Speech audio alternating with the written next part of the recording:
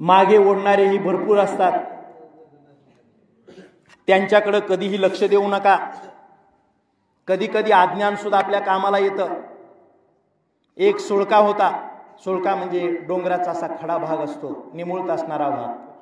एक जण 20 वर्षाचा मुलगा त्या सुळक्यावरून खाली उतरला की ज्या सुळक्यावरून कोणीच आजपर्यंत खाली उतरलं नव्हतं. आणि उतरल्यानंतर त्याला विचारलं, अरे तू कसं काय उतरला? आजपर्यंत या सुळक्यावरून कुणीच खाली आलं नाही, तू कसं काय आला? त्यावेळी त्यानं उत्तर दिलं, यावरून खाली उतरता येत नाही हेच मला माहित नव्हतं, म्हणून मी येऊ शकलो. कधी कधी अज्ञान सुद्धा कामाला येतं. जैवशास्त्राचा सिद्धांत आहे, फुलपाखराला कधीही उडता येत नाही. जैवशास्त्र सांगतं फुलपाखराची रचनाच अशा प्रकारची असते, ते कधीच उडू शकत नाही. मग का बरं उडतं? त्याला जैवशास्त्राचा सिद्धांतच माहित नाही की आपल्याला उडता येत नाही.